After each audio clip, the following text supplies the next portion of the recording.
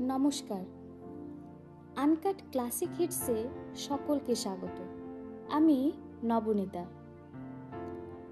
আচ্ছা, আমাদের ছোটবেলায় আমরা গুপ্তধনের গল্প দাদু ঠাকুমার মুখে অনেক শুনেছি, তাই না? কিন্তু গুপ্ত ঐশ্বর্যের ধ্যান কতটা ভয়ঙ্কর হতে পারে আজকের গল্পে তাই জানতে পারবো। জীবনের আসল গুপ্তধন কোথায় লুকিয়ে থাকে আজকের গল্প থেকে তাও আমরা খুঁজে বের করতে পারবো। চলুন তাহলে শুরু করা যাক আজকের গল্প। আমার আজকের নিবেদন রবীন্দ্রনাথ ঠাকুরের লেখা গুপ্তধন।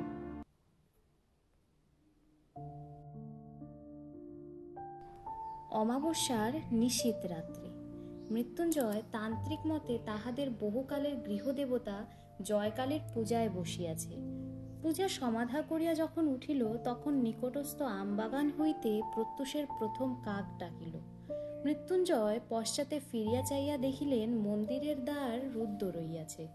তখন সে একবার দেবীর চরণতলে মস্তক ঠেকাইয়া তাহার আসন সরাইয়া দিল।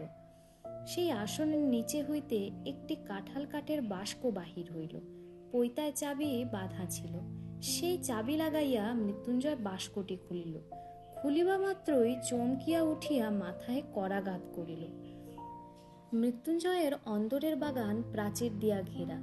সেই বাগানের এক প্রান্তে বড় বড় গাছের ছায়ার অন্ধকারে এই ছোট্ট মন্দিরটি। মন্দিরে জয়কালের মূর্তি ছাড়া আর কিছুই নাই।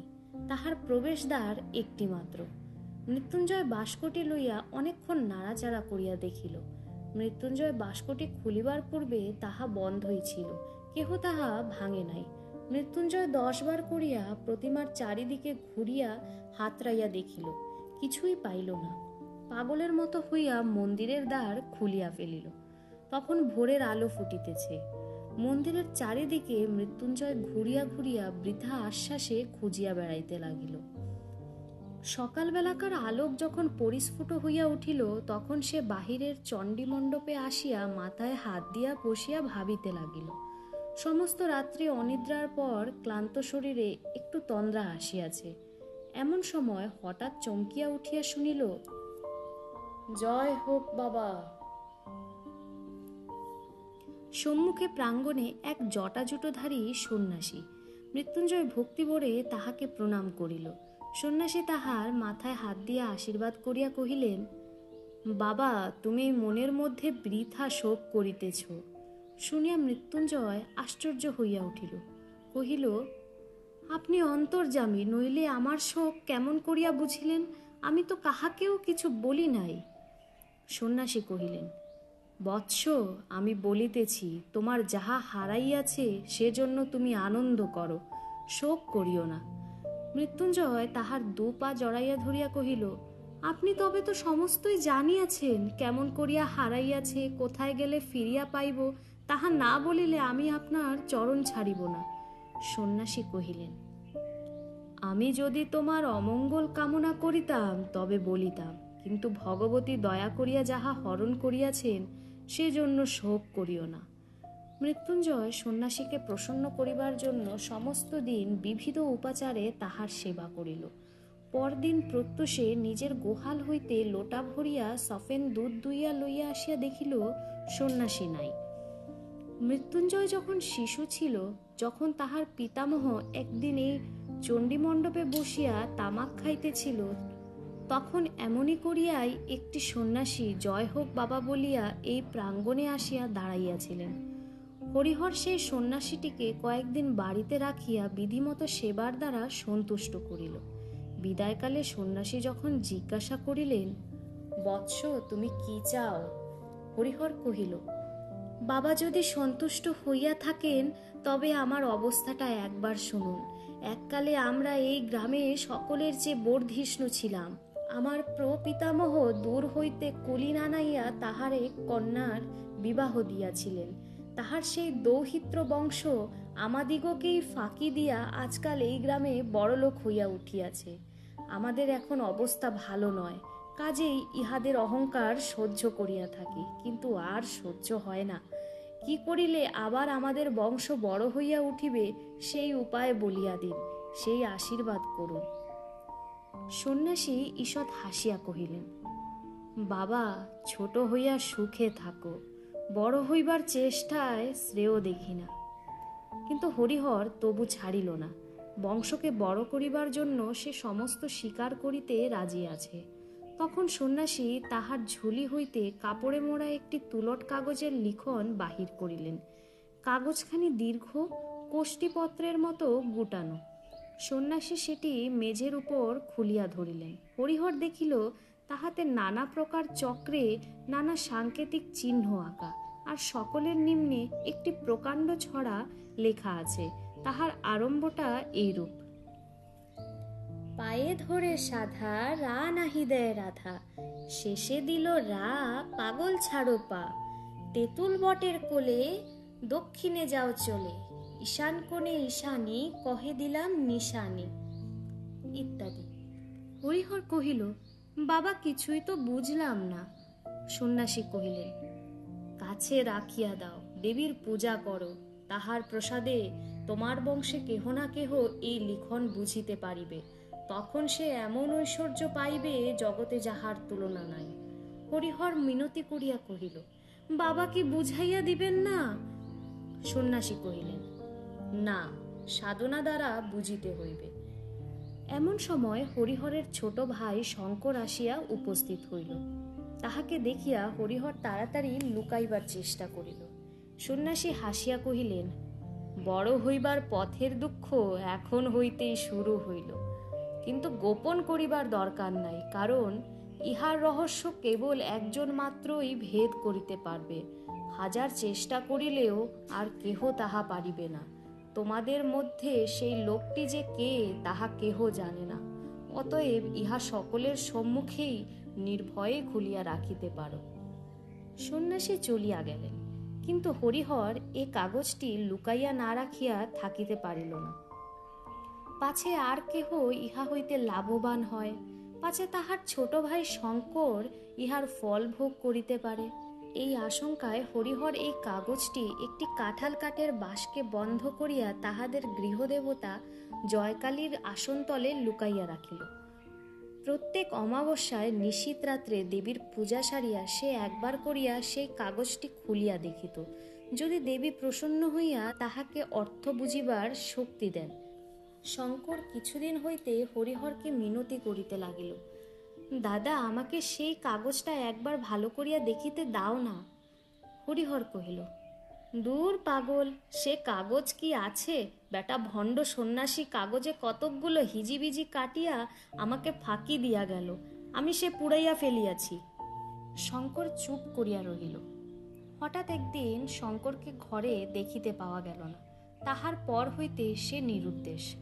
হরিহরের অন্য সমস্ত কাজকর্ম নষ্ট হইল। গুপ্ত ঐশ্বর্যের ধ্যান এক মুহূর্ত সে ছাড়িতে পারিল না। মৃত্যুকাল উপস্থিত হইলে সে তাহার বড় ছেলে শ্যামাপদকে এই সন্ন্যাসী দত্ত কাগজখানি দিয়া গেল। এই কাগজ পাইয়া শ্যামাপদ চাকরি ছাড়িয়া দিল। জয়কালীর পূজায় আর একান্ত মনে এই লিখন পাঠের চর্চায় তাহার জীবনটা যে কোন দিক দিয়া কাটিয়া গেল তাহা বুঝিতে পারিল না। মৃত্যুঞ্জয় শ্যামাপদের বড় ছেলে। পিতার মৃত্যুর পরে সে এই সন্ন্যাসী দত্ত গুপ্ত লিখনের অধিকারী হইয়াছে। তাহার অবস্থা উত্তরোত্তর যত হীন হইয়া আসিতে লাগিল, ততই অধিকতর আগ্রহের সহিত ওই কাগজখানির প্রতি তাহার সমস্ত চিত্ত নিবিষ্ট হইল।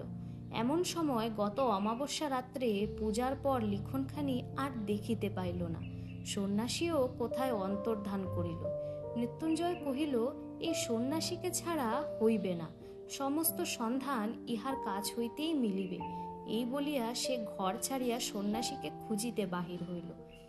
1 বৎসর পথে পথে কাটিয়া গেল। গ্রামের নাম ধারাগোল। সেখানে মৃত্যুঞ্জয় মুদির দোকানে বসিয়া তামাক খাইতেছিল আর অন্যমনস্ক হইয়া নানা কথা ভাবিতেছিল। কিছু দূরে মাঠের ধার দিয়া একজন সন্ন্যাসী চলিয়া গেল। প্রথমটা মৃত্যুঞ্জয়ের মনোযোগ আকৃষ্ট হইল না। একটু পরে হঠাৎ তাহার মনে হইল যে লোকটা চলিয়া গেল এই তো সেই সন্ন্যাসী। তাড়াতাড়ি হুকাটি রাখিয়া মুদিকে সচকিত করিয়া এক দৌড়ে সে দোকান হইতে বাহির হইয়া গেল। কিন্তু সে সন্ন্যাসীকে দেখা গেল না। তখন সন্ধ্যা অন্ধকার হইয়া আসিয়াছে।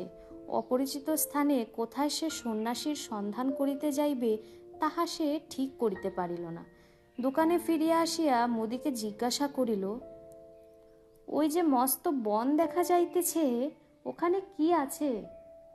মুদি কহিল, এককালে ওই বন শহর ছিল, কিন্তু অগস্ত্য মুনির শাপে ওখানকার রাজা প্রজা সমস্তই মড়কে মরিয়াছে।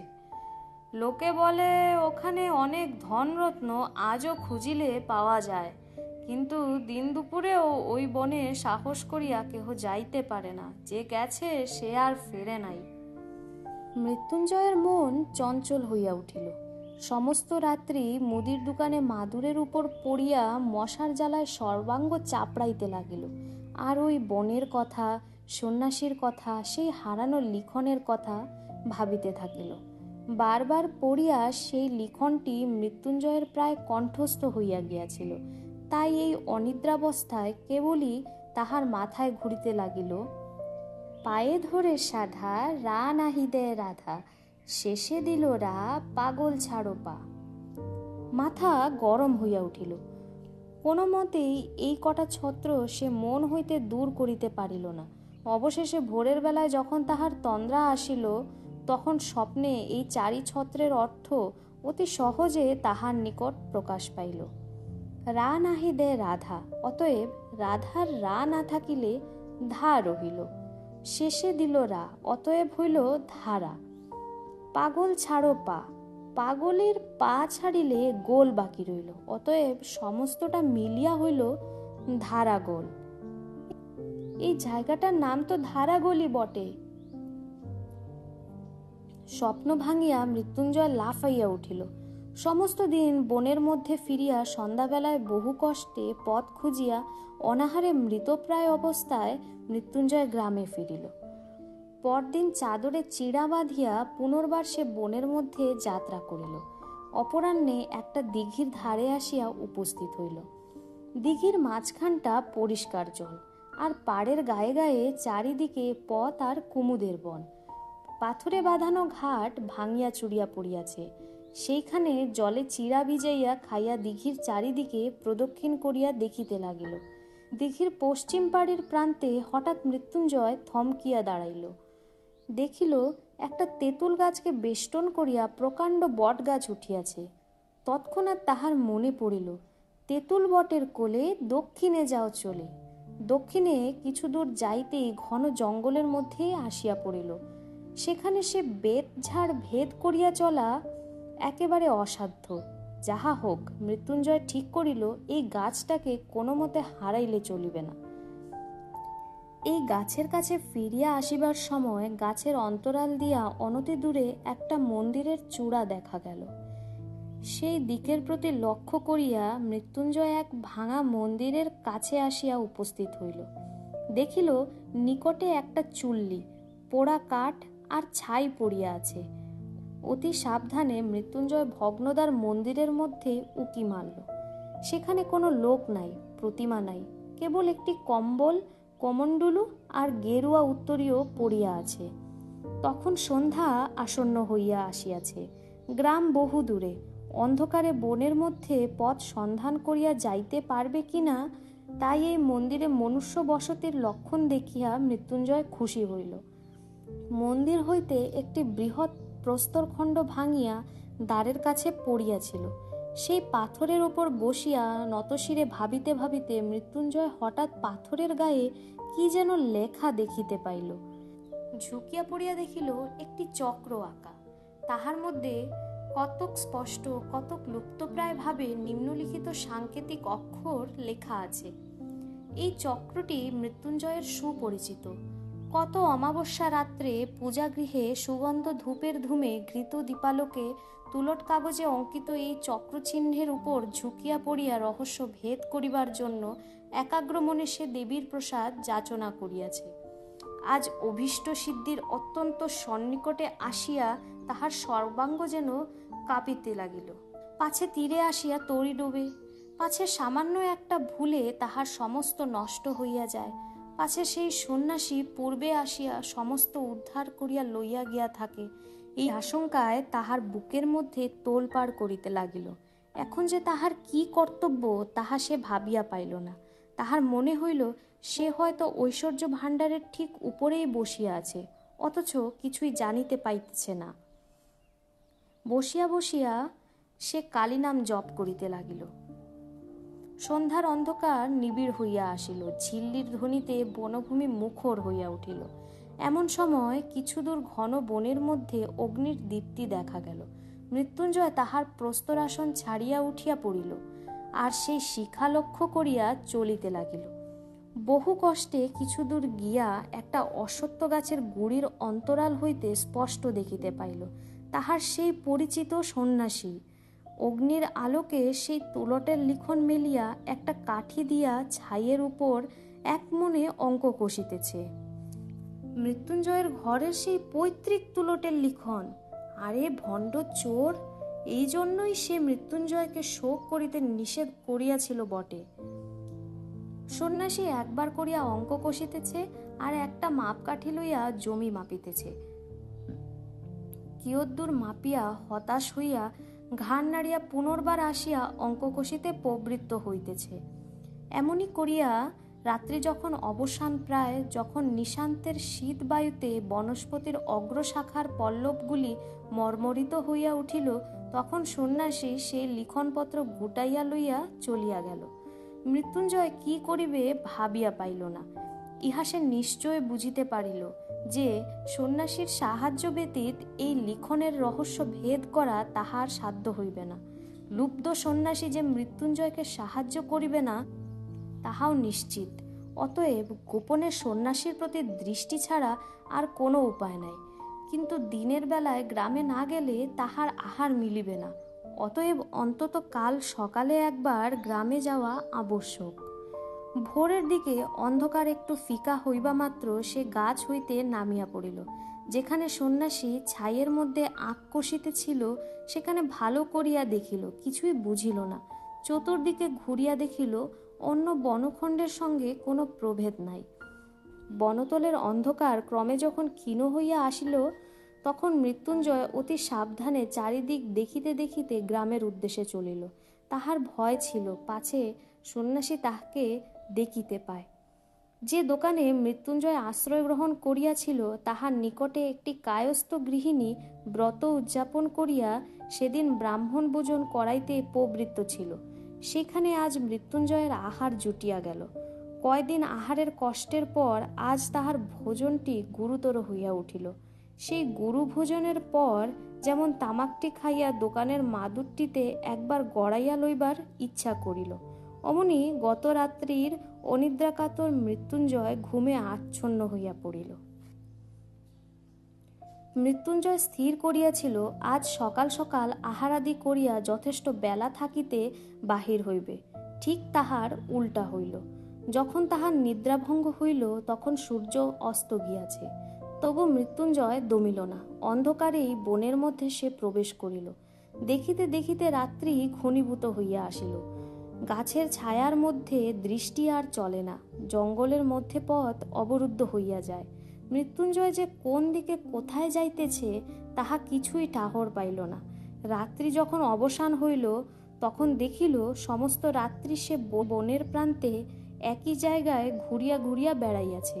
কাকের দল কা কা শব্দে গ্রামের দিকে উড়িল। এই শব্দ মৃত্যুঞ্জয়ের কানে ব্যঙ্গপূর্ণ ধিক্কার বাক্যের মতো শোনাইল। গণনায় বারংবার ভুল, আর সেই ভুল সংশোধন করিতে করিতে অবশেষে সন্ন্যাসী সুরঙ্গের পথ আবিষ্কার করিয়াছেন। সুরঙ্গের মধ্যে মশাল লইয়া তিনি প্রবেশ করিলেন। বাঁধানো ভিত্তির গায়ে শ্যাতলা পড়িয়াছে। মাঝে মাঝে এক এক জায়গায় জল চুইয়া পড়িতেছে। স্থানে স্থানে কতকগুলা ভ্যাক গায়ে গায়ে স্তূপাকার হইয়া নিদ্রা দিতেছে। এই পিছল পথ দিয়া কতদূর যাইতেই সন্ন্যাসী দেখিলেন সম্মুখে দেয়াল উঠিয়াছে, পথ অবরুদ্ধ। কিছুই বুঝিতে পারিলেন না। দেয়ালের সর্বত্র লৌহদণ্ড দিয়া সবলে আঘাত করিয়া দেখিলেন। কোথাও ফাঁকা আওয়াজ দিতেছে না, কোথাও রন্ধ্র নাই।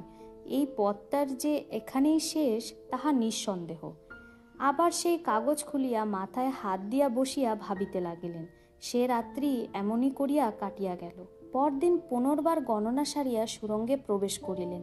সেদিন গুপ্ত সংকেত অনুসরণপূর্বক একটি বিশেষ স্থান হইতে পাথর খসাইয়া এক শাখা পথ আবিষ্কার করিলেন।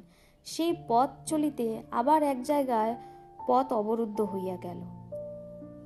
অবশেষে পঞ্চম রাত্রে সুরঙ্গের মধ্যে প্রবেশ করিয়া সন্ন্যাসী বলিয়া উঠিলেন, আজ আমি পথ পাইয়াছি, আজ আর আমার কোনো মতেই ভুল হইবে না। পথ অত্যন্ত জটিল, তাহার শাখা প্রশাখার অন্ত নাই। কোথাও এত সংকীর্ণ যে গুড়ি মারিয়া যাইতে হয়। বহু যত্নে মশাল ধরিয়া চলিতে চলিতে সন্ন্যাসী একটা গোলাকার ঘরের মতো জায়গায় আসিয়া পৌঁছিলেন। সেই ঘরের মাঝখানে একটা বৃহৎ ইদারা।